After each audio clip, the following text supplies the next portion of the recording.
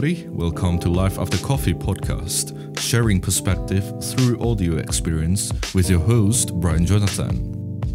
Life After Coffee offers you another point of view in life from friends who are glad to present their life perspective. Just chill down and enjoy a break, and let's get ready for a new light of life you've never seen before. Let's start our life after coffee.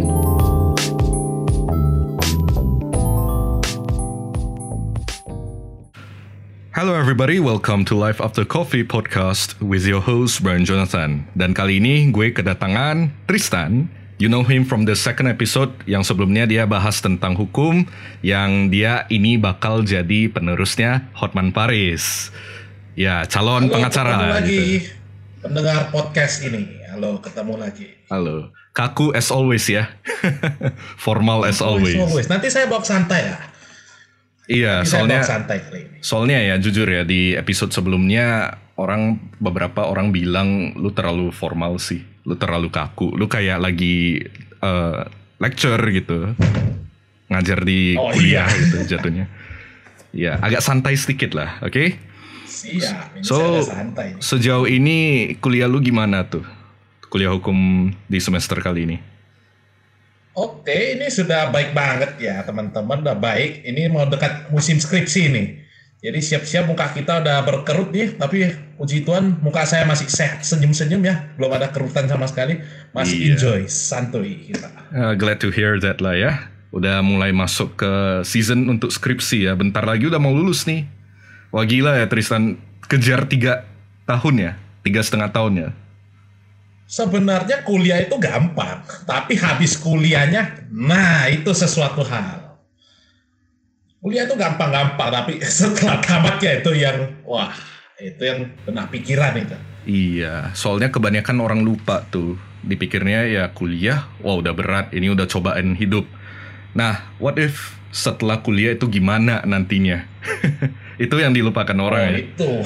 Itu yang kita ada puyeng nih harus mau. Nah, jadi akhir-akhir ini gue dengar ada isu-isu, bukan isu lagi ya, bahkan udah fakta ya, kalau presiden itu menyatakan sah peraturan pemerintah ya, tentang royalti untuk musisi.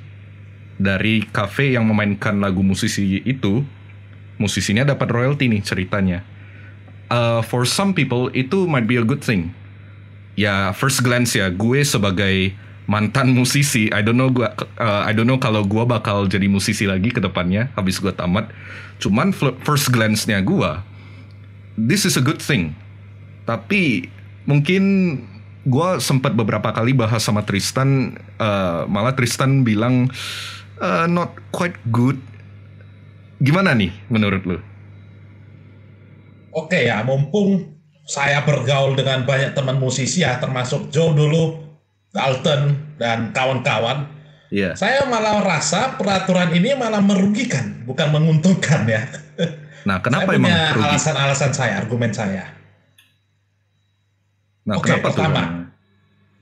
saya jelaskan dulu ya. Satu, beginilah, kita sebagai musisi, kita kan nyanyi, teng-teng-teng, halo, kita nyanyi apapun lah lagu kita ciptakan. Oke. Iya. Oke, itu memang hak cipta kita. Oke, tidak masalah. Namun saat kita mau kutip royalti fee, mekanisme peraturan itu harus melalui lembaga manajemen kolektif. Bukan kita yang pungut, tapi satu lembaga yang kita berikan kuasa untuk pungut. I see. Jadi tuh musisi gak langsung dapat.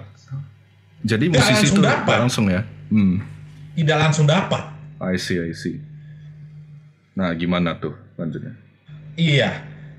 Kalau teman-teman ya mau daftarkan musik hak cipta itu, kita tahu itu tidak gampang dan butuh biaya. Itu satu hal. Dan di Indonesia ini musisi-musisi itu kebanyakan rata-rata golongan indie. Dia bukan bersama label. Sedangkan label dia sudah besar, ya kan? Itu kan segelintir aja. Mayoritasnya itu indie ya, yang independen itu. Ya, dia tidak ada label. Dan kelima, Anda harus bayar iuran ke lembaga manajemen kolektif per bulannya sekian berapa. Nanti dia cas komisi itu. Nanti dari sekian royalty fee-nya dia ambil sekian persen. Dan keenam, ini malah bobrok untuk pengusaha, teman-teman. Kalau saya jadi pengusaha ini, saya sekarang pening ini. Masa saya main musik, saya harus bayar? Ya, saya jadi khawatir dong kan. Kalau tiba-tiba itu mata-mata dari lembaga manajemen kolektif datang pesan minum, dengar musik, tiba-tiba suatu hari saya dikirim somasi, apa saya gak shock gitu? Ya pasti shock dong. Jadi ini sebenarnya peraturan ini hanya menguntungkan segelintir pihak dibandingkan menguntungkan semua orang. Dan ditambah aturan ini keluar saat pandemi, kita lagi susah cuan, malah dibebani untuk bayar. Jadi logika secara hukumnya oke, tidak ada masalah, tapi secara sosiologinya, secara moralnya tidak diperhatikan. Nah, itu yang saya persoalkan. Mungkin masalah di moralnya ya. Ini malah dirilis aturannya ketika pandemi ya. Iya, saya sekarang pandang dari perspektif pengusaha, bukan dari profesi hukum. Kalau dari profesi hukum, saya pasti bilang, oh bagus ini perlindungan hak. Ya ini kan akal-akal untuk pengacara kan, banyak perkara di pengadilan dia makin kaya dong, kan gitu. Kan saya dari pengusaha, saya dari rakyat, saya pandangan rakyat biasa. Lah ini peraturan justru menjerumuskan kita, bukan membantu kita teman-teman. Sih. Oh ya, recap yang tadi yang nomor 2 itu berarti musisi itu gak langsung dapat hasil dari royalti ya. Malah itu melewati satu lembaga dulu, dan lembaga itu musisi harus join lembaga satu itu dulu ya berarti. Lembaga kolektif ya tadi. Ya, lembaga kolektif dan pajak PPh 23. Kena pajak lagi kan. Aduh. Wah, lu jangan ngomong ginian. Minus, bukannya plus kan gitu. Lu jangan ngomong ginian, bahaya nanti podcast gue dikejar pajak ini. Kita kan pendapat masyarakat ya kan. Ini kan pendapat masyarakat teman-teman sekalian. Iya. Untungnya bukan untung sih, tapi podcast gue ini belum monetize. Per now ya, untuk tanggal hari ini. Iya. Jadi gue belum perlu bayar pajak, dan gue kan masih mahasiswa, pelajar belum ada income yang stabil. Ya udahlah ya. Apalagi musisi loh. Sebenarnya kalau dipikir-pikir lagi, musisi pun income-nya gak stabil loh. Sebenarnya. Benar, kan itu kan termasuk pekerjaan borongan. Dia ada proyek, dia baru dibayar. Dia ada event, dia juga nyanyi. Dan saya bingungnya begini peraturannya. Kebanyakan live musik yang pesta-pesta di pernikahan itu kebanyakan cover lagu. Oh iya benar juga ya. Bukan musik orisinil, cover lagu dia. Bener. Jadi juga kalau sih kita cover lagu untuk komersil, berarti si musisi yang cover itu harus bayar royalti lagi dong. Wah itu gawat teman-teman. Kasian itu musisi wedding. Mereka pendapatannya tidak seberapa dan harus dibebani untuk bayar royalti lagi. Wah apes dong musisi kita di Indonesia.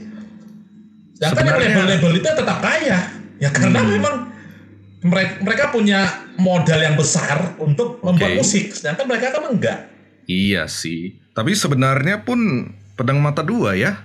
Mungkin menguntungkan bagi musisi yang membuat lagu, tapi sama aja merugikan bagi musisi yang hanya sekedar menjadi pemain musik, bukan pencipta musik jatuhnya ya. Nah itu dia, ya jadinya tumpul ke atas, runcing ke bawah.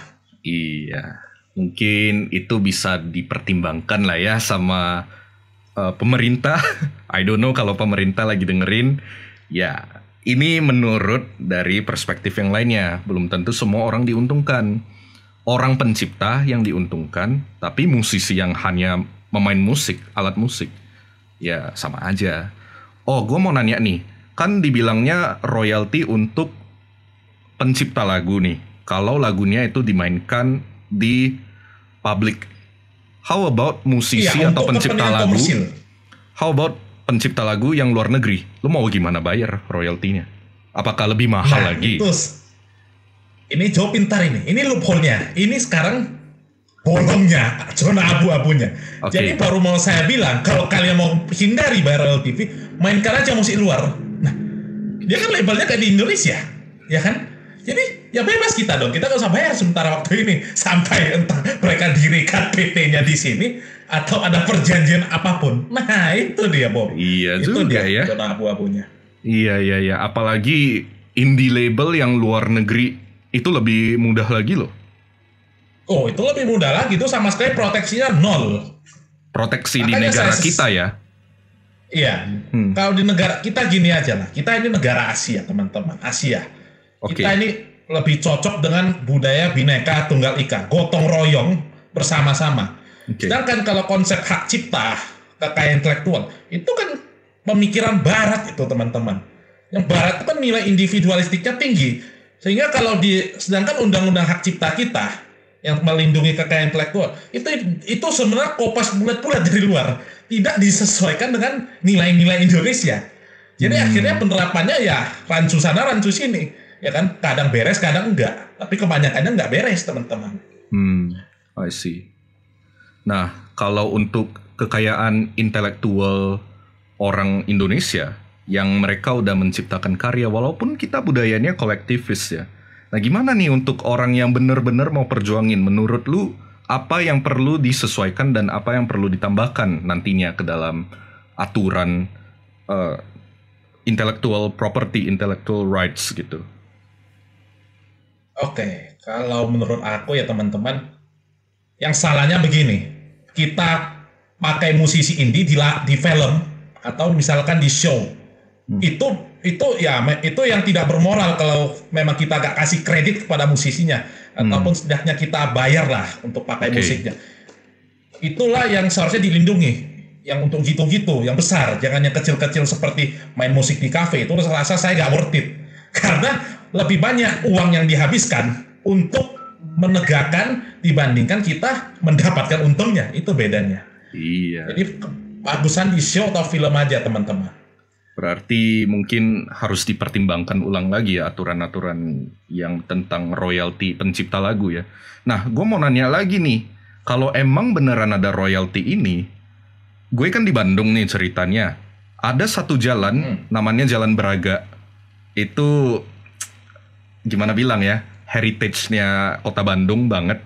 Itu tourist site. Sepanjang Jalan Braga itu banyak banget musisi jalanan. Dan emang mereka udah nyari duit dari memainkan musik. Oke. Nah, ini bahayanya ke mereka. Gue kasihan loh jatuhnya ke mereka. Mereka biasanya mengandalkan lagu-lagu orang lain.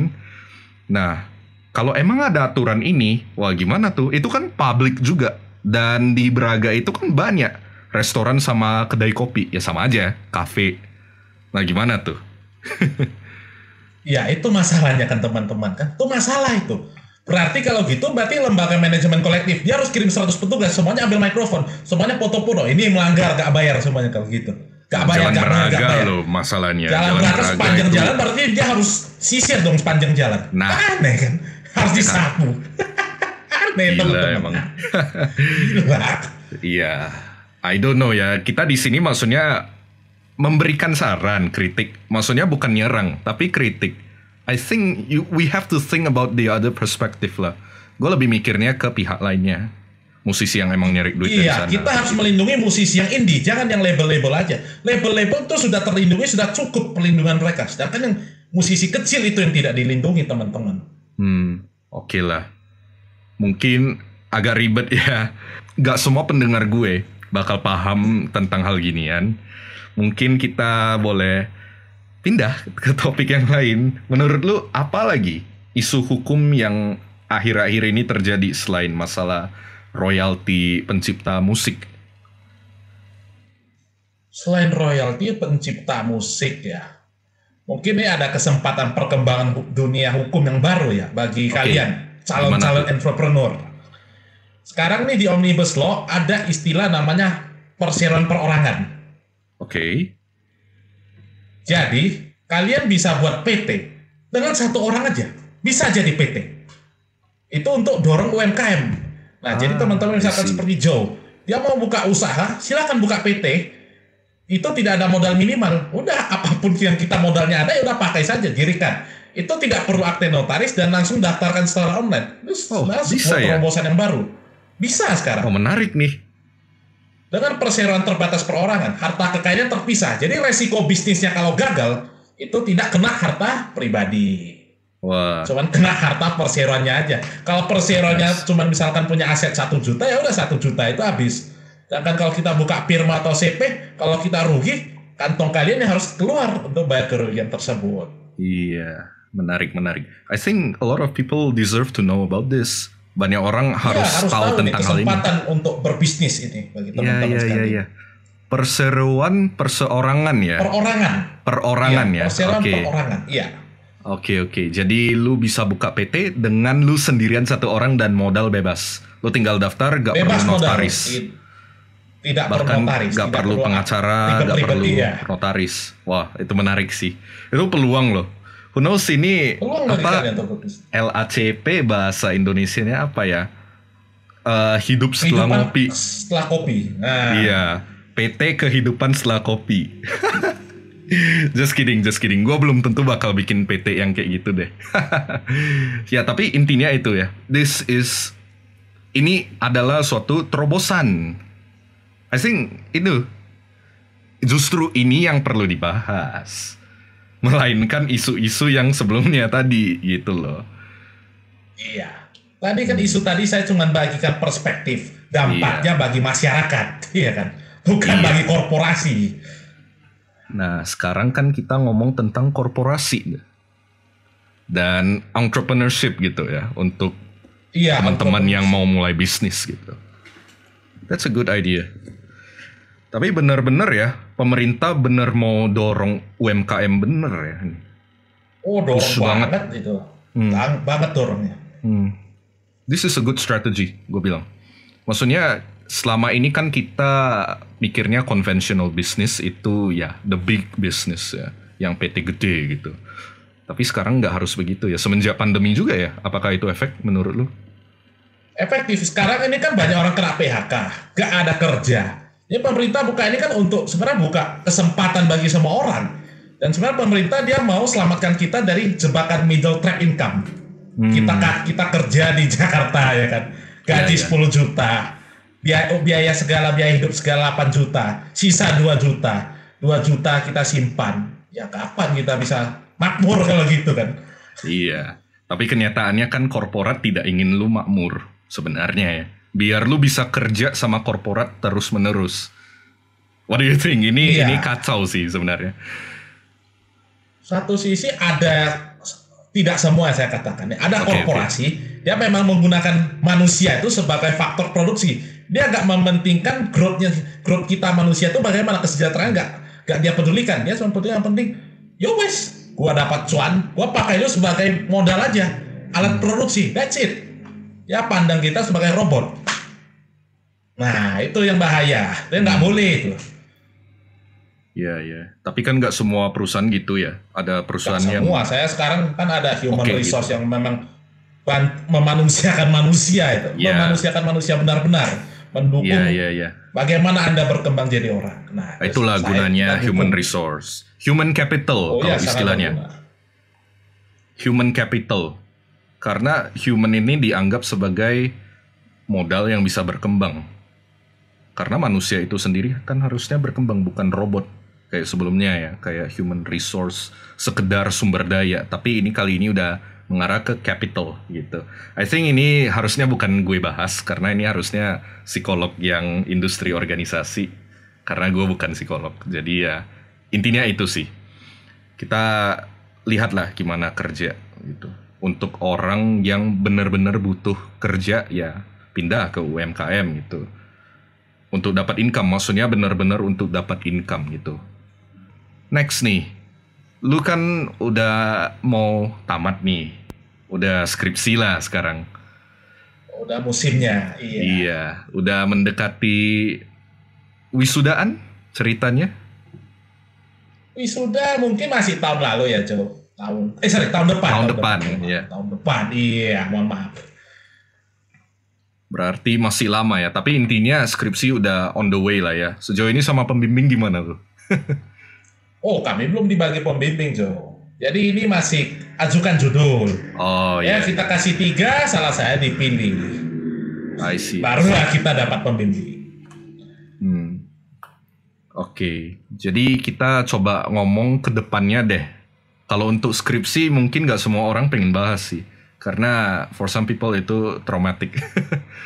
Jadi ya udahlah. Mungkin lebih ke wisudanya deh. Habis wisuda kan tamat nih. Tapi denger-denger lu pernah bilang lu gak mau wisuda nih ceritanya. Gimana tuh? Oh iya, saya nggak rencana wisuda karena wisuda itu menurut saya itu sudah tradisi lama yang harus ditinggalkan ya. Really? Kita cuma pakai topi, dikasih satu kertas itu entah apa isinya kan, mungkin ijazah atau bagaimana. Namun sebelum kita ijazah harus bayar dulu uang. Jadi apa bedanya kalau kita tamat skripsi ya sudah dikasih ijazah, silakan Anda lanjutkan kehidupan Anda. I see. Dan lu bilang biaya untuk wisuda bisa jadi modal bisnis lu malah atau modal kerja lu ya? Iya, bisa jadi modal bisnis, bisa jadi modal investasi, bisa jadi modal liburan ke Bali. Oh ya, lu bilang itu ya. Mending lu ke Bali ya daripada wisuda. Oh ya, ke Bali ya benefitnya lebih banyak dong, iya kan? Saya bisa tinggal di resort yang mewah 1 malam 2 malam tidak masalah kan, dibandingkan saya cuma disuruh pakai topi lempar hore sudah. Mending lu traktir orang ya untuk ke Bali ya. Iya, mending saya bantu orang ya kan. Iya, kalau kita wisuda kan kita harus beri manfaat. Kita sarjana kan harus memberi manfaat bagi orang. Manfaat yang pertama traktir itu orang dulu. Nah, traktir orang dulu, bener. Traktir orang, kita ada bermanfaat bener. itu kan. Bener itu target gue nanti kalau gue wisuda nanti. Ya gue wisuda ya udah dapat banyak duit lah. Semoga ya gue udah cuan. Hal pertama yang gue mau lakuin itu traktir orang. Habis traktir orang gue mau vacation. Nah, gitu sih. cocok itu. Lu bayangkan udah kuliah 4 tahun ya nanti di psikologi. Ini psikologi kan 4 tahun minimumnya. Wah, lama ya. Ya, lu hukum kan 3 tahun lah kan beda. Kurikulumnya kan beda ceritanya. Nah, psikologi 4 tahun. Lu bayangkan 4 tahun udah capek kuliah gue. Iya, butuh refreshing lah. Jangan langsung kerja lah. Masalahnya gak sedikit dari teman-teman gue habis tamat langsung kerja. Atau enggak habis tamat langsung S2. Gila sih itu. Oh, satu hal yang saya tambahkan. Jangan langsung S2. Gitu? Kenapa? Ini ya, menurut saya pribadi aja. S2 itu hanya cocok untuk orang yang sudah memiliki profesi atau karier yang mapan. Baru dia ambil S2. Karena dengan dia itu, dia bisa ambil pengalaman apa yang terjadi di lapangan itu, dia bawakan ke dalam studi ilmiah. Itu menurut saya lebih cocok. Dan dia buat tesis pun lebih cepat. Dan faktor itu dosennya akan lebih menghormati Anda. Bayangkan, misalkan pangkat ada manager human capital at PT ini, Anda ambil S2. Anda punya datanya banyak ini. Anda kan setiap hari interview orang, kalau enggak bina karyawan. Dosennya pas ngajar di kelas, ya kasih dia jabarkan satu teori. Kalau Anda punya pengalaman praktek, Anda kan bisa nyapa, Pak, ini prakteknya tidak terjadi seperti ini. Ini seperti ini, saya ada datanya. Oh ya, mohon maaf, saya salah. Kalau Anda baru tamat S1, teman-teman baru tamat S1, masuk ke S2, kan masih polos. S1 kita sebenarnya kita cuma tahu basic-basicnya dari sebuah ilmu. Kita belum benar-benar mendalaminya. Ya akhirnya kita cuma oh iya gitu. Nah, kita nggak bisa counter gitu loh. Dan pas tesis pun kita pening. Kita cari datanya dari mana? Gitu. Ya kan? Dan ketiga itu S2 itu sangat membebani keuangan. Tidak jarang gelar S2 itu dimulai dari 50 juta. Ada beasiswa, tidak betul-betul gratis, masih setidaknya 10 juta. Bayangin aja teman-teman. 10 juta itu modal yang sangat besar untuk Anda ikut workshop. Anda ikut workshop, seminar, itu kan Anda mendapatkan ilmu daging. Itu kan teoritis mulu, ilmu daging dari praktisi-praktisi yang di luar. Dibandingkan dengan Anda dari S2. S2 itu kurikulumnya sudah sangat terstruktur, ilmiah dan teoritis. Beda dengan workshop, praktek. Kita kerja di lapangan perlunya praktek, bukan teori. Teori silakan baca buku, sudah cukup ini. Baca buku kan teman-teman. Ini buku psikologi kalau perlu, ini untuk yang refreshing ini. Nah, ya buku psikologi positif tuh ceritanya. Iya. Ya gue bisa pamer buku sih, ini buku gue banyak juga, cuman jujur gue udah mager nih. Oke, jadi intinya menurut lu mending langsung kerja, langsung cari jam terbang ya, seperti kata Hotman Paris ya, jam terbang. Jangan langsung kerja, workshop dulu teman-teman, workshop. carilah koneksi, bergaul dulu, workshop. Oke, Beda ya justru workshop dengan kerja. justru lu cari workshop. Nah, gimana kalau lu yang magang dulu nih? Magang kan bisa juga nyari ilmu dari sana. Nah, magang boleh, tapi ingat, cari bos yang benar-benar mau ngajar ya. Jangan cari bos yang kayak tadi, tipe 1 itu. Memanfaatkan Anda sebagai faktor produksi. Itu jangan, itu malah merusak Anda daripada membangun. Ya, bener tuh.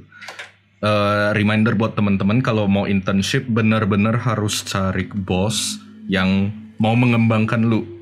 Dan lu harus dengar-dengar dari orang lain, apakah perusahaan ini oke gak? Reputasinya oke gak gitu dalam melayani atau membimbing interns. Oke? Soalnya bisa lah kita cari tahu informasi itu. Dan satu hal lagi teman-teman. Kalau magang, jangan pernah harap gaji, haraplah pengalaman. Kalau perlu pun bayar bosnya, bayar. Dengan dia bayar, dia ada kewajiban moral untuk ajarin Anda. Berani bayar, nah, berani keluar modal. Dan karena workshop dan magang itu sebenarnya itu menempa kalian. Ibaratnya kalian itu cuman pisau, bentuknya balok. Sedangkan masyarakat perlu pisaunya yang merek. Itu bantu untuk bagaimana menyesuaikan Anda itu sesuai dengan masyarakat. Kalau Anda langsung kerja, Anda bakal ya pening shock sendiri kan. Loh, beda banget ini yang di kuliah dengan yang di dunia kerja. Kok beda? Kan menurut teori ini. Itu ya pasti setiap orang pernah alami deh. Saya rasa. Iya. Emang sih. Nah, mungkin gue bakal lebih alamin ketika nanti gue kerja sesuai bidang psikologi. Mungkin ya semoga bisa lah tercapai impian gue. Tapi menurut gue sih gue pun gak bakal pursue benar-benar di psikologi. Gue suka ilmunya doang, tapi nantinya gue di bidang lain lah ya. Gak apa-apa sih sebenarnya. Mungkin ini bertentangan sama Tristan yang emang dari awalnya dia mau hukum, ya fix hukum sampai seterusnya gitu. Tapi gak apa-apa sih. Dan beda orang beda. Iya beda. Dan saya ada kritik terhadap sistem pendidikan kita. Kenapa? Saya belakangan dengar ya kan. Saya lagi pengap lah baca buku hukum. Saya nonton YouTube ya kan. Ketemu satu tuh? Rocky Gerung. Kita kenal Rocky Gerung kan. Oh iya. The Philosopher itu. Philosopher, wah. Iya. Kadang meskipun dia kontroversial dan pedas, ada satu pendapat yang saya sangat setuju dengan dia. Sistem pendidikan kita itu feudalistik. Jadi boleh sebenarnya di kelas ya? itu karena kita adalah negara bekas kolonial, kita kan masih ada mental penjajah, di mana kita itu menjunjung tinggi pangkat dan senioritas. Oke. Akhirnya terbawa ke pendidikan. Kalau di luar ya, kita katakan di Prancis, menurut Rocky Gerung ya, Anda masuk kelas, ya kan di kelas, dosennya masuk, kita nggak harus bilang selamat pagi Pak, selamat pagi Bu, udah dia ngajar. Kalau misalkan dia ada salah, Anda salah, Anda bakal dihargai, mantap Anda berani kritik. Kalau di sini kan enggak, dosen masuk, diam, hening langsung satu kelas, duduk rapi, dosen bilang, buka buku ini, saya ngajar tentang ini. Dengarkan, dosen selalu benar, kalian kerjanya hanya dengar. Sehingga kadang dosen pun bilang, saya suka interaktif. Lah gimana interaktif? Bahasa tubuh Anda gak menunjukkan interaktif itu. Anda masih mau dengan pendidikan yang feudalistik. Teman-teman, feudalistik. Wah. Itu loh. Iya juga ya. Anda silakan kritik, tapi mukanya kayak gini. Anda kritik saya, Anda habis nanti ini saya buat. Iya, itu dia permasalahan pendidikan kita. Sama. Itu yang menyebabkan kita itu susah berkembang. Bener juga ya. Nah ini sih, gue jujur kurang berani untuk ngomong hal beginian. Ya mungkin setelah gue tamat lah ya, nanti kita baru obrolin hal yang ini. Tapi ya emang hampir sepenuhnya benar sih kalau kata Tristan. Ada beberapa bagian yang gue kurang setuju sedikit. Oke? Di pendidikan di sini emang rada feudalistik, menjunjung pangkat, dosen harus dihormati, mahasiswa ya harus ikutin apa kata dosen, dan dosen selalu benar, lebih benar daripada Tuhan bahkan. Nah, kita emang pengen kritik, Bahkan dosen minta kritikan dari kami. Masalahnya, kalau kita ngomong di depan, itu gak boleh. Karena balik lagi, sebenarnya bukan faktor kita penjajah, tapi faktor emang budaya timur itu memang begitu. Kita lebih menjunjung tinggi orang yang dihormati. Maksudnya orang lebih tua, orang lebih senior. Karena emang budaya, bukan masalah penjajahan juga. Lu perhatikan Jepang. Jepang pernah dijajah gak? Enggak. Tapi mereka gitu juga. Gitu. It's not always about colonialism. Tapi emang budaya timur begitu. Nah, seperti yang lu sempat bilang tadi, kita di Indonesia emang timur banget. Mau gimana pun kita adaptasi barat, itu bakal sulit.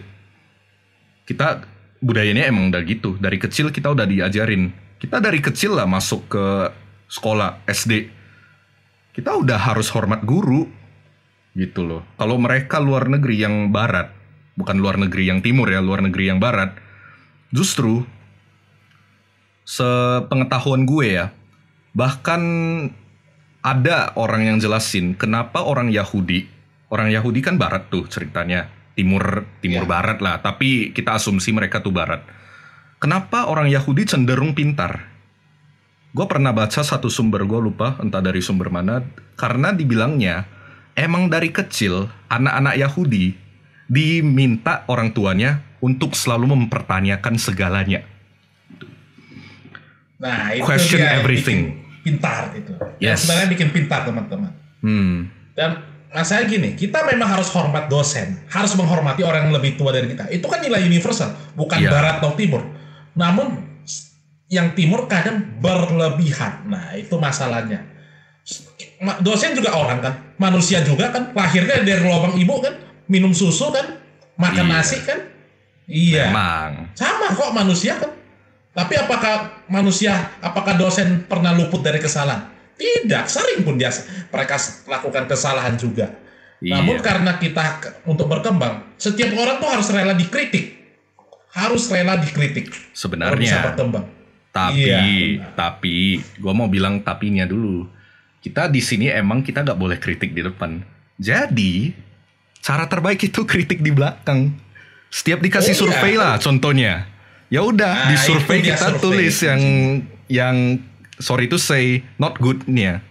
Di depan oh ya oke gitu. Iya Pak, ya Bu gitu. Tapi di belakang dikritik. Lembar survei udah kritik terus itu. Gua gak tahu hasilnya gimana. Tapi intinya itu kita karena di timur juga kita menghindari konflik di depan. Oke? So daripada kita nyari gara-gara lah sama dosen karena kita kritik dia di depan. Ya makanya orang timur itu di belakang. Julid, gibah, gosip. Ya. Makanya muncul itu. Mental tusuk belakang, main belakang. Yes, orang sini emang mental tusuk belakang. Emang begitu. Tapi gue bilang di Medan better lah. Maksudnya di Medan at least berani langsung ngomong ke depan. Kalau di Bandung jarang banget. Budaya labraknya ada. Iya. Walaupun Medan kan masih Indonesia lah ya, tapi to the point aja. Kalau di Bandung jarang loh gue ketemu orang yang to the point.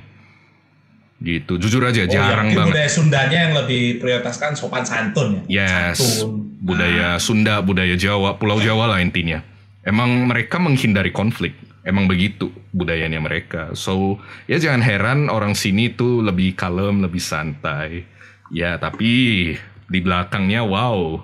Sorry ya, gue bukan maksud stereotype atau prejudis semua orang ya. Tapi ya, sepengalaman gue gitu loh. Itu sih. That's why gue di Mapak sendiri, gue jadi ketua nih ceritanya. Nah, cara gue ngarahin pengurus gue atau anggota-anggota gue malah encourage mereka untuk kritik gue. Gue malah encourage mereka untuk lawan gue, bantah gue. Apapun yang gue katakan, kalau kalian bisa bantah. Jangan iya-iyain, karena justru seperti yang Tristan bilang tadi, lu harus dikritik untuk berkembang. Dan gue malah merasa itu manfaat. Justru gue senang kalau gue dikritik. Gue salah di mana? Ya kasih tahu dah. Jangan, oh ya kak, ya bang, ya benar itu. Jangan. Justru ya, Orang yang berani kritik, orang yang berani bantah, ininya dipakai, pikirannya dipakai. Itu menurut gue. That's why gue mau orang-orang di Mapak itu, pengurus, anggota, gue mau mereka mikir, be kreatif, problem solving lah minimal. Itu gimana caranya biar gini, biar itu gitu. Ngebantah, debate skill gitu. Itu sih bener sih kata Tristan tuh. Berarti ini Joe nih tipe pemimpin yang semua orang pengen deh. Ini tipe Joe ini. Aduh, belum tentu. Tipe Kadang gue pemimpin tidak aman galak. ini. Masalahnya gue kadang galak. Tapi gue usahakan untuk nggak ngebentak anak-anak lah. Walaupun gue galak, tapi ya gue marah karena ada alasan. Alasan gue pun kasih spesifik. Why I'm disappointed gitu loh. Karena ini. Bukan asal aja lu marah-marahin orang, jangan. Jangan dong, kasihan. Iya. Nah, ngomong-ngomong nih, karena lu udah bahas tentang sistem pendidikan yang rada feudalistik, kita ini nih ada kaitannya untuk yang berikutnya nih. Kalau orang udah tamat dari sekolah, orang kan merasa bebas, oke? Gue gak dikontrol sama guru, gue gak dikontrol sama dosen lagi, gue bebas mau ngapain. So, orang-orang itu ada beberapa yang langsung hajar untuk ambil posisi yang kuat. Oke? Misalnya, cara balas dendamnya nih, kalau gue bilang, dia udah males dikekang. Jadi dia bilang, oh gue gak mau lah kerja di korporat, gue gak mau lah kerja untuk orang, gue langsung mau jadi bos. Gue mau langsung jadi influencer, jadi artis. Nah, masalahnya itu, lu menjadi seseorang yang terlalu kuat pada usia yang terlalu cepat. Gue pernah dapat advice nih dari salah satu mentor gue. Oke, gue langsung shout out Pak Fundianto, dosen gue dulu, yang sekarang gue kerja bareng di Motivasi Kandang Ayam. Nah, ini crossover sedikit gak apa-apa lah ya. Tristan, kalau beberapa kali lu denger Motivasi Kandang Ayam, lu pasti familiar lah sama Pak Fundi. Oh, sering saya denger namanya. Iya. Sering, lo sering sabut-sabut nih. Nah, jadi ceritanya Pak Fundi ini pernah kasih aku advice tentang berkaitan tentang hal ini.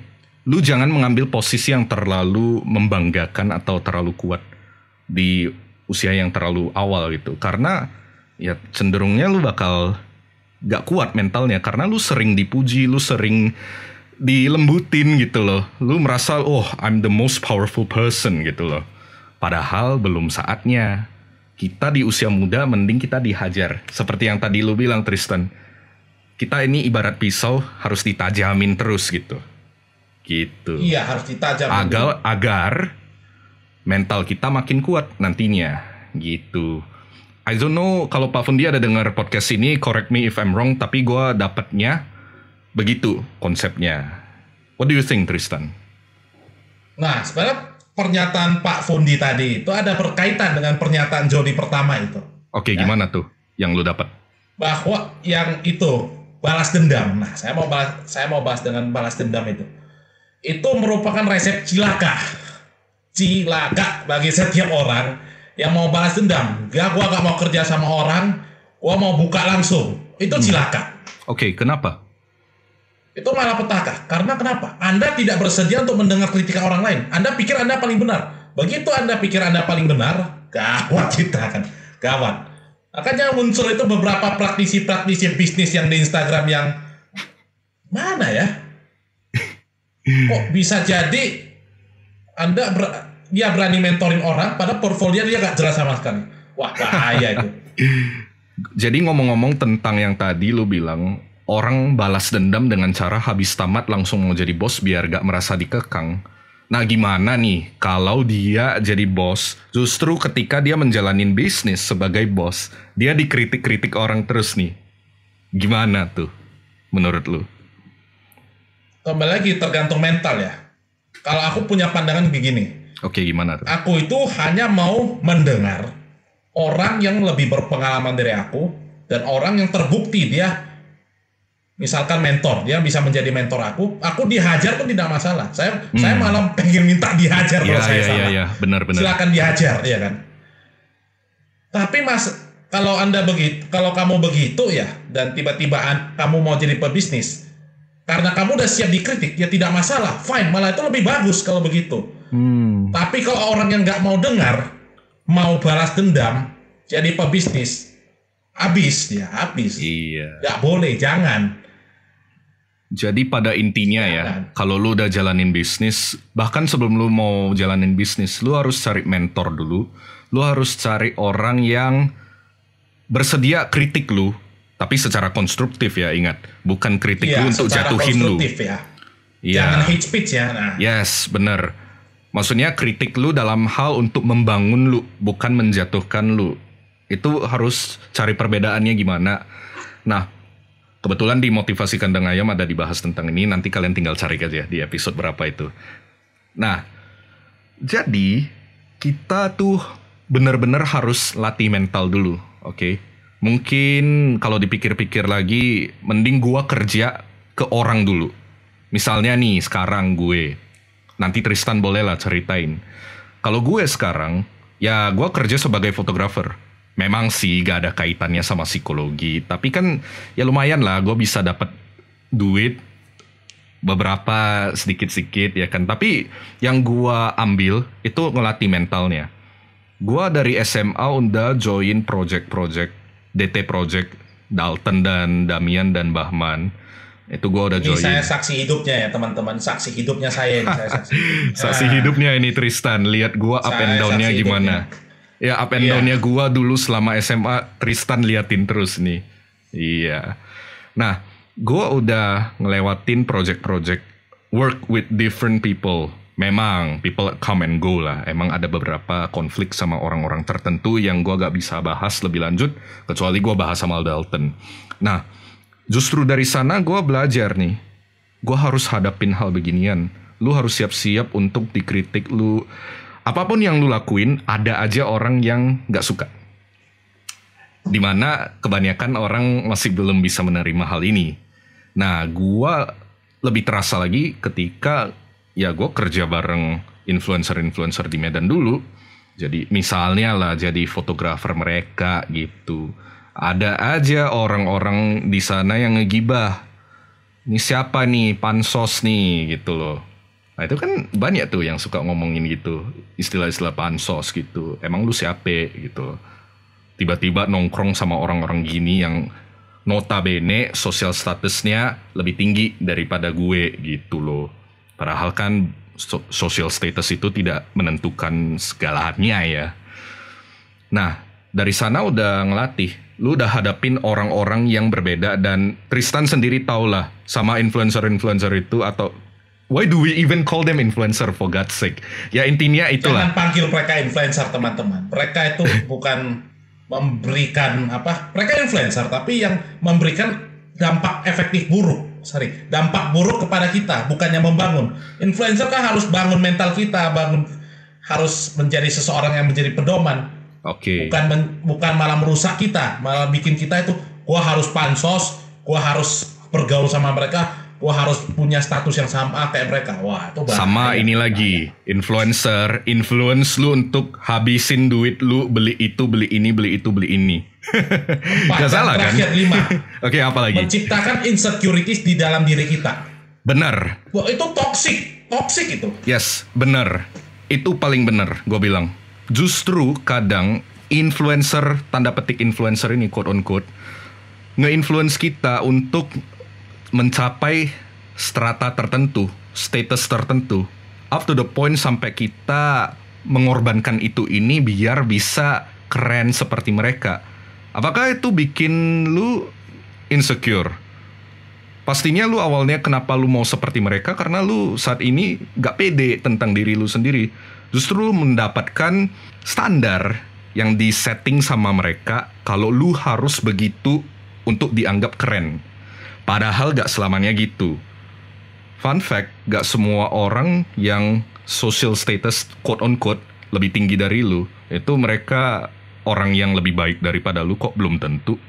Oh banyak kok orang kaya yang apa namanya moralnya nggak ada, banyak kok yang dia hanya menjadi toksik bagi masyarakat, penyebar racun, bukan penyebar harapan, racun yang dia sebarkan. Jangan ikutin lah. Segera Instagramnya di unfollow saja. Hidup Anda lebih tenang. Saya punya pendapat kalau orang dulu sebelum era gadget ya, 2015, mentalnya lebih bagus. Ketahanan mentalnya lebih bagus kok. Tanya 2012 dengan sekarang, beda mentalnya. Beda Oke. Mungkin itu empirical view-nya dari Tristan ya. Empirical view dari saya begitu. Saya saksinya langsung kok. Dulu bagaimana orang yang 2012 dimarahin. Woi kamu, dipanggil nama. Oh dia lawan balik. Sekarang kita dipanggil nama aja, ngedown kita kan. Iya. Lihat IG status orang gitu, ngedown kita. Dulu mana ada istilah itu? Gak ada. Iya, benar-benar. Tapi gue gak berani ngomong ya terkait hal ini karena itu masih empirical view-nya Tristan. Tapi kalau lu mau bikin ini sebagai pernyataan yang valid, belum tentu. Gue belum bisa meyakini hal itu. Mending gue tunggu psikolog yang ngomong deh. Oke? Nah, back to tadi. Bicara aja lah. Yes. Back to tadi. Karena lu udah sering melihat hal ginian, konten-konten di Instagram yang lu lihat influencer harus menjadi influencer seperti ini itu dengan menghabiskan berapa banyak duit untuk menjadi sekeren mereka, itu justru rusakin lu. Tapi kalau emang pilihan lu mau seperti mereka, go ahead. Tapi lu harus ingat resikonya. Gue tidak melarang kalian untuk menjadi seperti mereka. Bahkan gue akuin, gue sendiri, gue sempet memandang diri gue harus sekeren itu. Ya udah, gue habisin duit dah dulu untuk beli baju. Tristan tahu tuh, gue demen banget beli baju dulu waktu SMA. Iya, tapi one point in my life yang ada ngerubah gue di kuliah, ya gue jadi demen beli buku. Dibandingkan beli baju. Sama-sama memang habiskan uang, tapi buku ingat, returnnya ada, investmentnya ada itu. Makin kritis jadi orang. Memang. Kita beli baju, kita makin ganteng, tapi otak kita apakah semakin pintar? Kan enggak. Yes, tapi ada beberapa orang value-nya berbeda. Ada yang emang mau kelihatan lebih ganteng dengan menghabiskan banyak uang dan menurut mereka investment di dalam sosial media untuk dipamerkan. Dan dengan lu pamerkan ya lu tambah followers lu gitu untuk long term sih. Bikin saya salah ya. Oke, gimana? Ada satu pepatah dari motivator Tunggu Semua Ringin yang saya selalu ingat di otak saya. Pasti selalu nempel. Tunggu Semua Ringin. Ya gimana? Selalu nempel. Kamu itu orang yang kaya atau orang yang terlihat kaya? Itu bedanya. Bener. Nah, itu dia. Iya. Bener. Seperti yang Tristan dulu pernah bilang ya, don't swallow more than you can swallow ya. Jangan makan pasak yang lebih tinggi dari tiang. Nah, itu patahnya lah. Ya itu justru gue bilang, gue sempet nanya ke Pak Fundianto mengenai hal ini. Gimana nih kalau orang-orang yang udah terkenal duluan, bahkan yang lebih muda dari gue, lebih muda dari Tristan. Sebenarnya Tristan lebih muda dari gue. Ketahuan deh. Tapi dia lebih tua dari gue kelihatannya. Nah, bahkan lebih muda dari Tristan. Itu followersnya di Instagram atau di TikTok itu luar biasa. Banyak banget. Selevel artis. Nah, gue nanya tuh ke Pak Fundi, gimana tuh? Itu posisinya powerful. Pak Fundi simply bilang, tunggu jadi klien saya. Karena balik lagi, untuk yang beginian, kita belum bisa ready untuk hal yang beginian gitu loh. We have to train our mental gitu loh. Harus melatih mental kita dulu. Itu sih. Jadi ya, gua rela susah-susah dulu. Dan dulu sebagai fotografer, dulu proyekkan sama DT Projects, itu udah tahu susah-susahnya, tapi rewardnya ada in the end. Mungkin dalam bentuk materi, mungkin dalam bentuk pengalaman, gitu.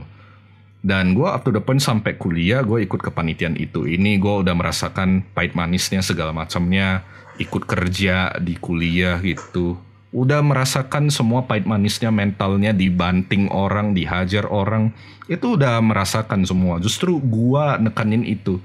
Ini modal untuk kedepannya. Biar lu one day, lu jadi pemimpin atau jadi petinggi atau jadi bos, mental lu udah kuat gitu. Kayak dimotivasikan dengan ayam beberapa kali dibilang benteng lu makin kuat gitu loh. Nah, Tristan mungkin bisa setuju nih karena dia udah berapa kali magang kerja. Iya, saya berani bilang begitu ya karena saya memang ada magang sama orang. Saya saya ada mentor lah setidaknya bisa bantu saya dibandingkan dengan aku misalkan gak ada mentor tadi yang langsung terjun, wah bahaya, aku nggak berani juga, mending aku kerja juga sama orang. Tapi kan nggak semua orang kayak pemandangannya seperti kita, Bray, ya. Masih ada yang pemikirannya tahu lah gimana kan. Ya udah. Mental balas dendamnya masih ada. Itu hidupnya orang lain. Tapi balik lagi kita di sini kasih perspektif agar orang lain mungkin bisa mempertimbangkan. Seperti yang selalu gue tekankan, gue hanya memberikan perspektif. Dah. Gitu loh. Kalau boleh jelasin, lu magangnya gimana aja sih dulu? Kalau saya magang ya, saya dulu jadi tukang bawa jubah pengacara di pengadilan ya kan. Tukang jaga tahanan juga pernah sekali kan. Bawa klien di tahanan juga pernah. Juga pernah ikut kasus ya kan. Duduk-duduk disuruh catat ya kan. Dan belakangan ini saya ketemu kantor hukum yang benar-benar saya rasa bagus ya. Namanya Ansugilo. Di mana itu benar-benar dia, meskipun kamu harus bayar mereka untuk magang, tapi mereka benar-benar ngajar kamu prakteknya bagaimana tangan lihat. Nah itu yang membuat saya benar-benar berkembang ya. Iya. Berkembang, nah itu dia kuncinya. Ayolah kita magang, kamu pasti akan dapat sesuatu kalau ketemu bos yang benar. Ingat, magang silakan, bosnya yang benar gitu loh. Oke. Kalau bosnya salah, toksik juga kembali ya, toksik. Sama aja ya. Sama aja, toksik akhirnya. Iya. Mungkin Tristan emang hardcore di hukum ya. Gue yang gak jelas sih. Tapi gak apa-apa. Maksudnya minimal kita udah ngelatih mental di usia awal. Itu bisa jadi modal untuk kedepannya. Ya kita lebih ready untuk hadapin hal-hal yang lebih mengerikan untuk kedepannya ya. Dan gue yakin bakal banyak hal yang lebih gila lagi. Gitu. Nah, kita slow down dulu dah. Jangan ngomong tentang masalah hidup yang terlalu gila. Jadi ya kita lihatlah. Kayak tadi lu sempat bilang di sosial media ya. Kita sempat singgung tadinya. Orang-orang dengan portfolio gak jelas tapi tiba-tiba ngajar-ngajar orang. Nah itu bagi Tristan itu agak bermasalah ya. What do you think gitu? Boleh kasih penjelasan lagi gak tentang itu? Alasannya saya kontra itu satu. Dia mengajar salah kepada orang. Ibaratnya kan gini, didikan orang tua kepada anaknya kalau salah, anaknya bagaimana ke depannya? Salah juga kan hasilnya kan. Makanya sebenarnya yang saya lihat di sosial media itu mereka tawarin, ayo join klub, pasti cuan. Kalian masuk ke klub berbayar 5 juta, dimasukkan ke WA grup Telegram dan dengan isinya ratusan juta beserta dengan orang yang memiliki tujuan sama, jual produknya si mentor itu. Kalian tahu kalian jual apa? Jual keripik singkong, jual t-shirt, ya kan? Jual keripik singkong teman-teman. Oke, gimana tuh? Ya kan? Lah, apa bedanya Anda dengan yang jual di tengah tepi-tepi jalan itu yang Pak, beli Pak. Bedanya yang cuma online. Yang diklik, saya punya breakthrough. Itu dan kadang mereka itu terlalu mudah gembar-gembor ya kan.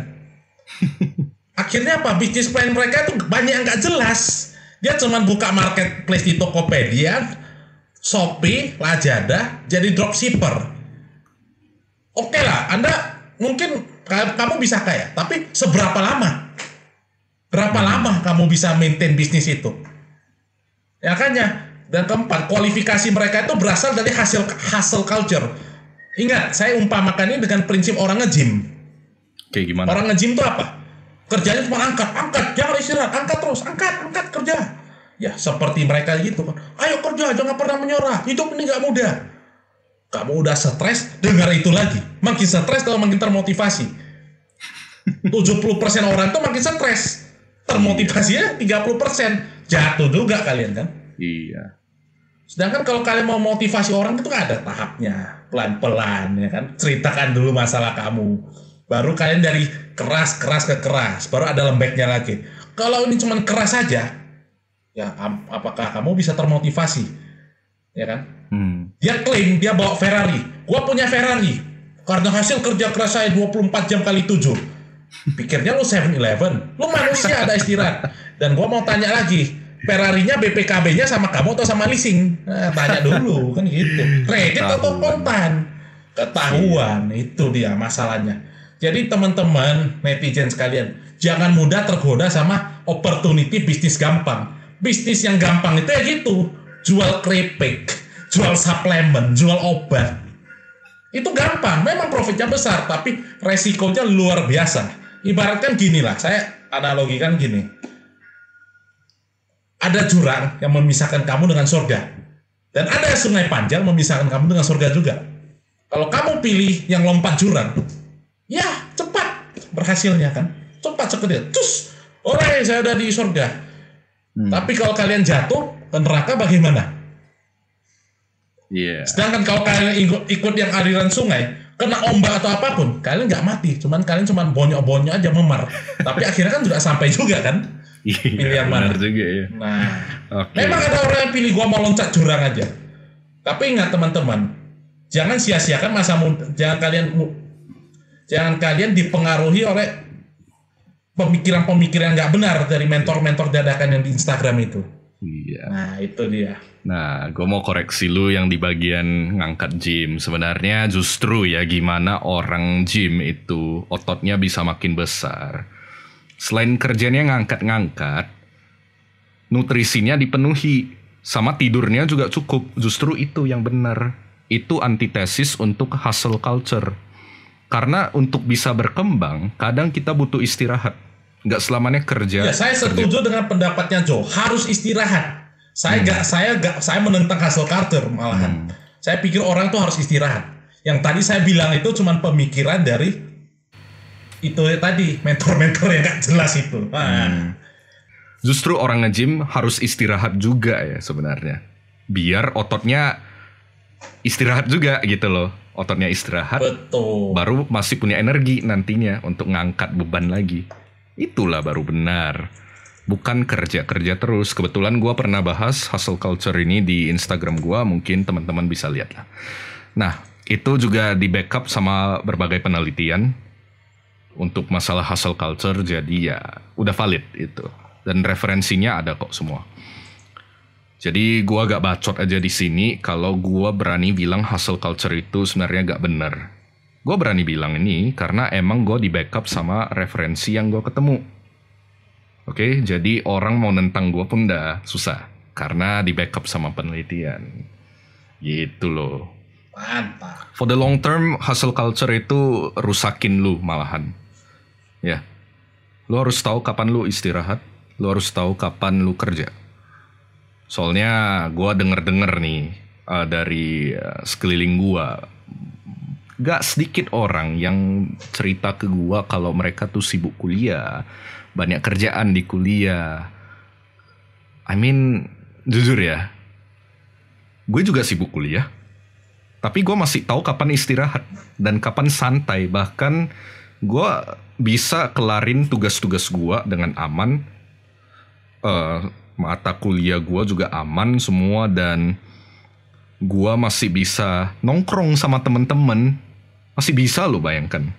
Gue udah bisa nongkrong, gue masih bisa ngurus mapak, gue masih bisa bikin konten-konten ginian, dan gue masih bisa kejar film-film di Netflix.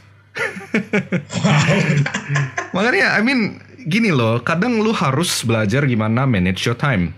Nah, gimana ngatasin hustle culture, manage your time, manage priorities, gitu. Dan saya ini ada pepatah juga ya dari kebetulan temannya paman dan bokap saya kan udah om-om itu kan, udah sukses, udah mapan, usia 60-an. Oke, gimana tuh dari om itu? Mereka bilang selalu gini sama kita, pas usia 20 topik kita cewek dan uang.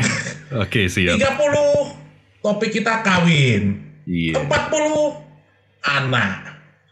50 liburan, ya kan?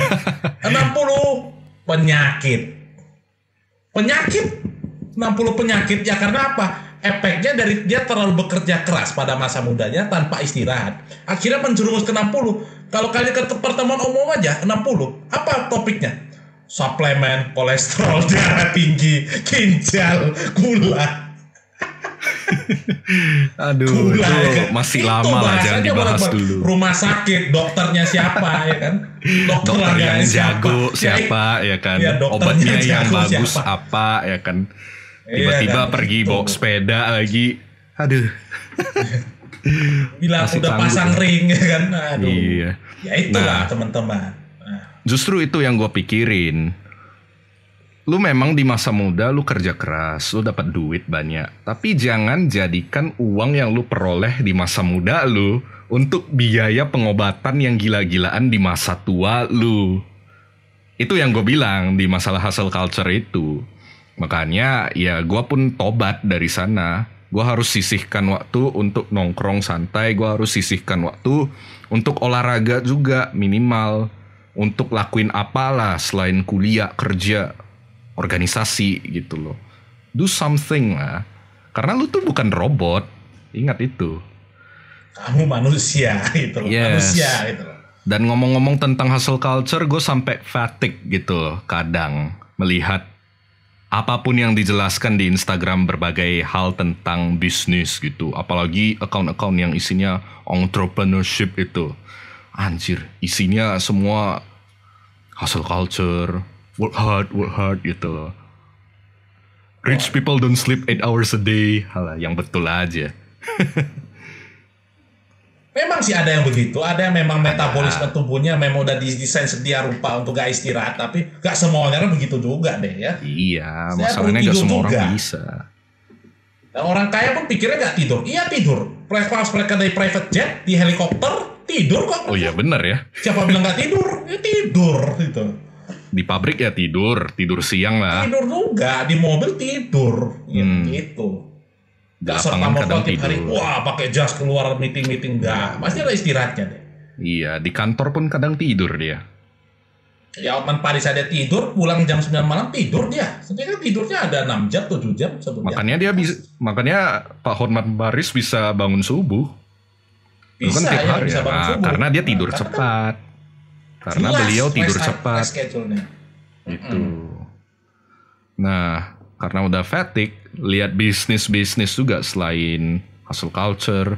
Gue kadang sampai bosen lah lihat yang namanya orang ngomong-ngomong entrepreneurship terus gitu. I mean, aduh capek aja gitu. Apalagi di TikTok ya. Yang dulunya awalnya gue pertama kali main TikTok.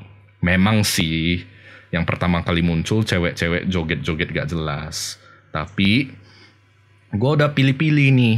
Gue mau lihat bisnis. Tapi gue heran makin kesini kenapa gue lihat orang yang berbisnis jatuhnya gue lebih ke anjir kenapa gue demotivated untuk bikin bisnis karena orang lebih banyak pamer daripada ngasih ilmu.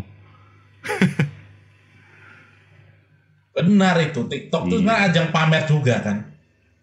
Iya itulah kan realita yang sedang kita hadapi. Terus saya sering lihat di TikTok tuh apa? Saham-saham, cuan. Beli saham ini, cuan. Forex, cuan. Kita masuk, loss. Kenapa bisa gitu? Ya karena mereka tahu cara, kita nggak tahu caranya. Anda cuma lihat aja, oh cuan ini, Anda Masuk ikut, jurang. udah masuk jurang. Makanya Kan gue udah mulai demotivated untuk hal yang beginian, yang orang-orang pamer entrepreneurship-nya. Semenjak di Clubhouse juga kemarin. Dan Clubhouse sekarang pun udah agak banyak yang ngobrol tentang hal itu lagi sih sebenarnya.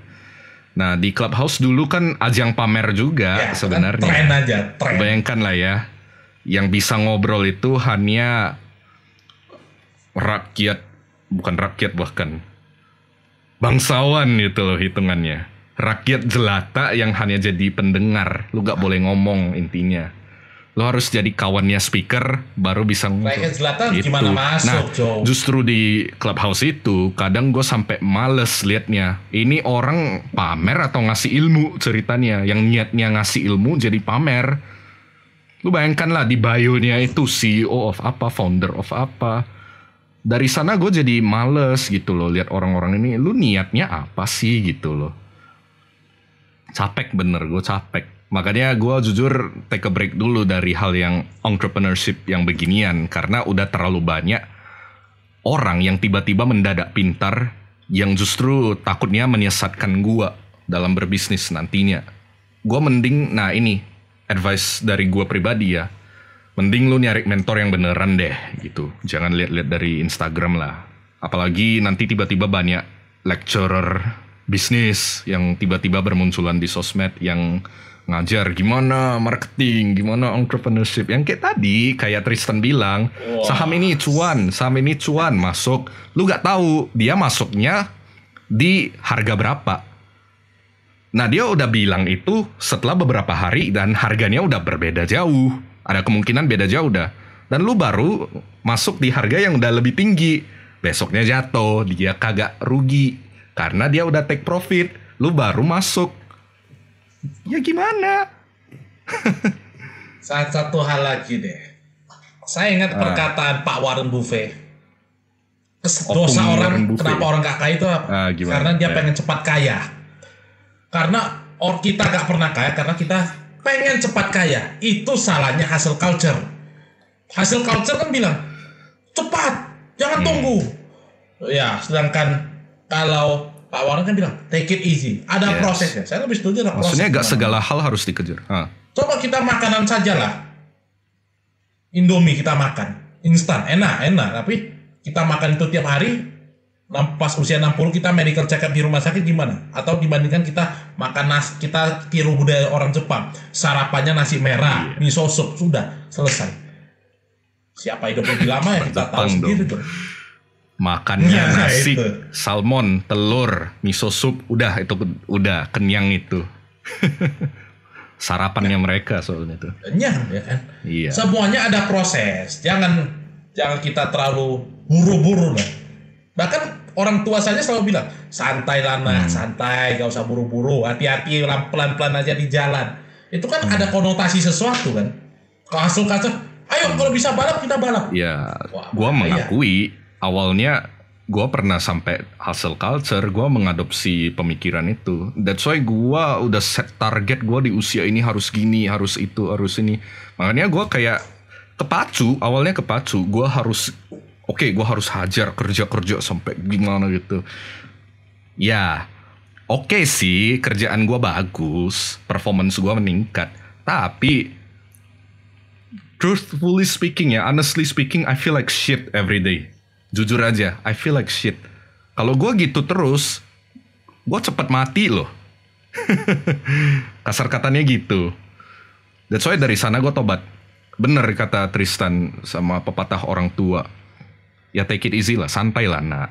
That's why gue mikir ya udah, gue go with the flow. Makanya kayak moto gue tahun ini, jargon gue tahun ini, go with the flow. Gue take it easy. Dalam satu sisi, gue juga harus tahu target gue. Tapi, gue juga tidak perlu merasa dikejar-kejar. Hanya gara-gara gue membandingkan diri gue dengan pengusaha-pengusaha muda yang lain. Kan banyak tuh, pengusaha muda yang lain tiba-tiba motivate lu untuk sukses seperti mereka di usia itu. Tapi kan timing orang beda ya, kita tahu itulah. Santai aja, Brian. Ingat, orang cepat kaya, cepat miskin. Itu saya pikir ada benarnya juga, cepat kaya cepat miskin. Bahkan gini, lambat kaya tambah kaya, bukan cepat miskin, bukan lambat miskin. Nah, lambat kaya tambah kaya. Cobalah kita tengok pebisnis ini. Mereka mulai mapannya di usia 40-50, bukan 20-an. Biasanya usia di 20-an tuh berapa lama mereka bisa maintain status dia, status quo dia berapa lama. Sebelum akhirnya dia harus entah gimana lah kan, tutup lubang dia. Dalam satu sisi orang bilang lah, berarti kita harus nunggu sampai tua dong untuk jadi sukses. Aku gak bilang harus nunggu sampai tua, tapi expect kaya di tua, harap. Karena lu secara mental lebih ready. Lebih ready. Lu punya, misalkan kalau kamu punya perkawinan, kamu punya istri dan punya anak, mindsetnya udah beda dibandingkan lepas kita lajang. Kita lajang luar tulus kan? Gitu loh. Kita mati ya udah sendiri aja kan kita kena. Kalau ada istri dan anak di rumah, beda pemikirannya. Kalau suami udah pasti mikir, cara kita mikirnya udah berbeda. Gitu. Apa yang terbaik untuk keluarga gue? Nah, itulah di pikiran mereka. Nah, itu untuk suami yang benar. Kalau yang nggak benar, you know lah.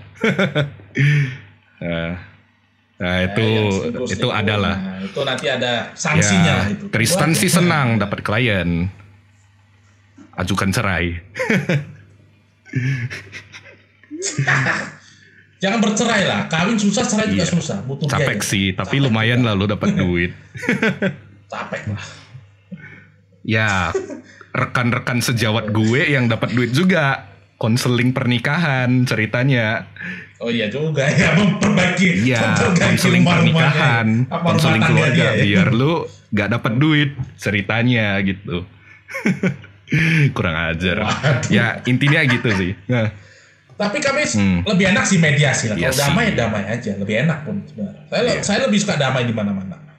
Gak etis lah ya kalau kita misalkan ada kasus ya. Saya paling gak suka pengacara yang gini. Dia bilang bisa menang, tapi akhirnya kalah. Banding terus. Banding kan butuh biaya. Ada pengacara yang tipe-tipenya gitu, wah saya gak suka banget. Mending saya gak usah ambil perkaranya dari awal. Karena saya gak bisa memberikan apa yang diharapkan. Lebih baik kalau orang yang kasih saya kepercayaan, udah satu kali kasus sudah selesai. Gak usah sampai tarik panjang lebar. gitu. Kasian Kliennya kliennya ya. rugi kan. Jangan pikir aja kita untuk klien kita gimana, ya kan? Moralnya harus ada.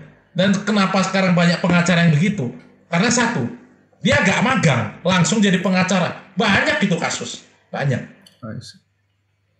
Moralnya gak ada, ya kan? Sebenarnya ya kadang ya lu Gitu. jadi pengacara juga mikir-mikir lah ya. Jangan langsung koboi-koboi banget gitu. Hajar aja. Ada namanya yang seperti Itu merusak Yes. nama baik pengacara, merusak ada nama baik namanya yang profesi itu. Tristan pernah bilang calculated risk gitu. Ya sebelum lu ambil perkara ya lu pertimbangkan dulu gitu. Ya kan, makanya kenapa saya gak suka baca banding-banding, karena saya gak rencana banding. Saya mau Ya, biar gak ribet selesai ya. satu aja. Kalau bisa damai, udah damai, lebih baik bagi kedua orang. Iya. Ya ada calculated risk-nya lah intinya ya. Iya, ada calculator risk-nya. Jangan sembrono. Sembrono Iya, pun akhirnya kita yang kena reputasi. juga lama-lama kan. Ingat, saya percaya sama karma. Kita perbuat sama orang perbuat balik sama Iya. kita. Ya begitu. Ya benar-benar. Tabur tuai. Nah, kita udah ngobrol tentang perkara Instagram, sosial media yang bikin orang insecure. Justru ya in the end advice lu itu ke mereka apa? Nyari mentor yang beneran kalau menurut gue. Bukan mentor di Instagram. Ya harus beneran. Nah kayak gue nih misalnya, gue cari mentor itu emang paten-paten punya mentor-mentor gue semua gue bilang.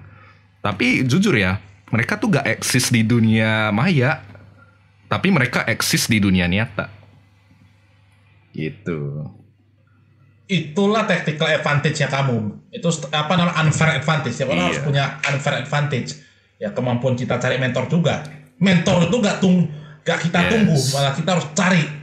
Jangan Justru tunggu, itu. cari gitu. Makanya kalau lu pengen hidup lu bener, beranikan diri untuk dekatin mentor atau pembimbing gitu, yang menurut lu oke gitu. Jangan sampai mereka yang ngajak lu untuk jadi mentinya mereka gitu. Jangan. Itu kurang ajar namanya. Lu Bukan masalah kurang ajar atau enggak, tapi kapan kamu bisa dapat gitu.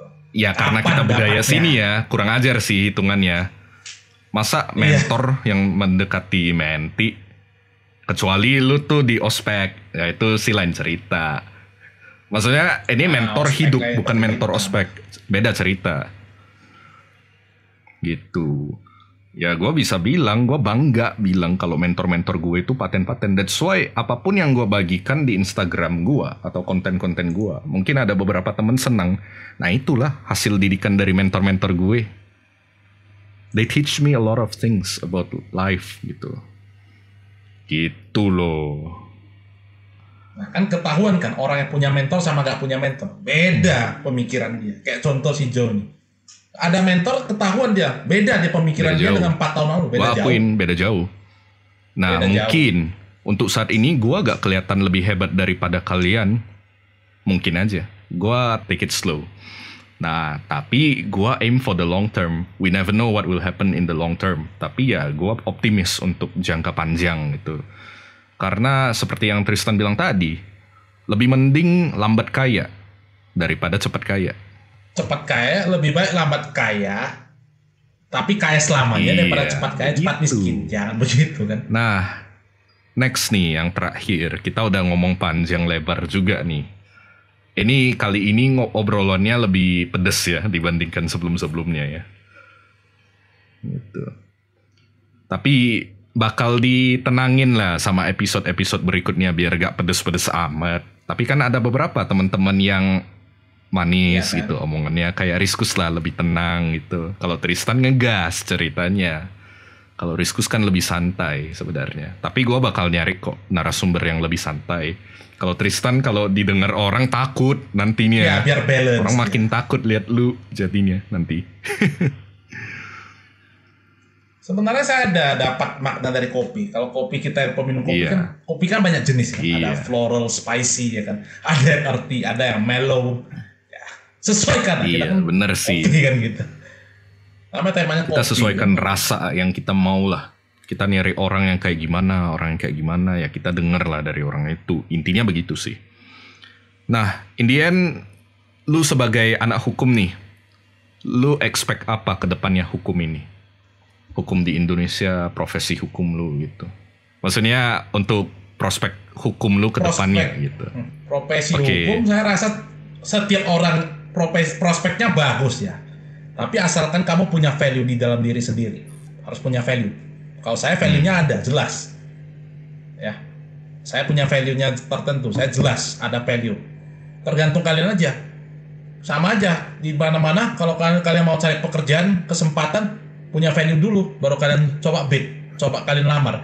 Kalian nggak punya value, lamar, tolak. Kalau kalian dapat pun ya kalian bakal dapat posisi yang stagnan, nggak bisa berkembang akhirnya. Berarti intinya semua orang punya prospek, yang penting dia punya value dalam dirinya ya. Dia punya value Ya, yang value yang dibutuhkan dibutuhkan masyarakat. masyarakat dibutuhkan. Jangan value nggak dibutuhkan. Kalau value nggak Ngapain ya? dibutuhkan mah ngadu ngapain lah coba kan, soal sendiri namanya. Iya. Nah, kalau lu sendiri kan lu jadi pengacara nih ke depannya, dan lu bilang lu pengen buka kantor habis lu tamat karena lu udah cukup magang lah. Pengalaman di magang udah merasakan semuanya. Jadi, oke, this is your step untuk gua mau hajar. Nah, boleh gak kasih tahu temen-temen Iya, lu tuh mau mau ajar, jadi iya. pengacara apa sih gitu, biar jelas. Kan banyak tuh pengacara bidang-bidangnya, setahu gue ya. Kalau saya sih ya pengennya kan karena belum ada izin praktek ya, nanti tunggu usia saya lebih tua. Saya sementara jadi non litigasi dulu lah. Kan profesi hukum kan luas dia. Non litigasi dalam arti saya bantu orang review kontrak, bantu UMKM, bantu pengusaha yang mau buat perjanjian, yang mau bikin audit, yang mau cek mengenai perusahaannya sendiri ya bisa saya lakukan kan gitu. Kan nggak harus kita tiap hari ribut-ribut di pengadilan. Banyak kok pekerjaan hukum yang nggak perlu ribut-ribut di pengadilan. Banyak. Jadi teman-teman jangan limit aja. Jangan batasi pemikiran bahwa profesi hukum itu harus ribut-ribut sama orang. Gak semuanya harus ribut-ribut. Kalau bisa damai. Alangkah lebih baik kalau dunia ini damai daripada kita tiap hari ribut. Pengacara pikirnya santai-santai, enggak. Dia pun nggak bisa tidur malamnya kalau ribut-ribut. Kalau dibawa tenang kan tidur dia kan. Wah, bermoral sekali ya pengacara satu ini. Soalnya stigma buruknya ya. Ya memang tarif saya pedas ya. Tarif saya pedas, tapi ya saya memberikan sesuai apa yang kalian harapkan. Saya nggak over promise under deliver, enggak. Saya malah under promise, saya over deliver. Nah, itu Soalnya stigma prinsip buruknya saya. ke beberapa pengacara kan suka perkara ya. Kalau ada perkara lebih baik. Stigma buruknya. Wah, itu tipe-tipe pengacara yang nanti 10 tahun ke depannya dia udah gak punya klien. Tipe-tipe pengangguran banyak acara. Nah, itu Acara tipe-tipenya. pengangguran banyak acara. Itu tipe-tipe pengacara yang itu harus apa dia? Harus keluar dari masyarakat society gitu. Gak perlu orang-orang begitu kita. Nah, berarti non litigasi ya. Nah, buat temen-temen nih yang mau mulai bisnis kecil-kecilan atau mau personal branding nih, atau punya kasus yang ringan-ringan aja tapi pengen ngobrol hukum yang ringan-ringan, atau penasaran aja nih hukum tuh gimana sih, undang-undang ini gimana sih, boleh nih cari Tristan bentar lagi setelah dia tamat. Bahkan dari sekarang udah bisa ya. Bisa kan, saya selalu layani. Kalau ada yang tanya tentang hukum ya saya layani, asalkan Ya ada etikanya aja lah. Contohnya gue kan sering nanya ke lu, hukum gimana sih yang gini-gini, gimana sih menurut lu gimana itu. Ya intinya itulah ya, sangat membantu lah. Intinya lu jadi pengacara Iya. yang bermoral, yang niatnya baik, yang ethical, dan bisa membantu banyak orang lah ya untuk kedepannya. So, sukses lah buat kedepannya. Iya, jadi Ya. orang harus punya manfaat. Amin. Sukses juga untuk Brian.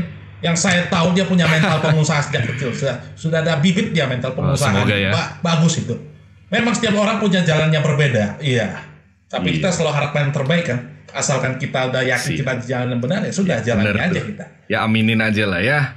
Oke, thank you Tristan udah hadir di podcast kali ini. Thank you very much sudah mau kasih pandangan lu, kasih ilmu, kasih pendapat lu. Mungkin agak pedes ya kali ini dibandingkan podcast yang sebelumnya.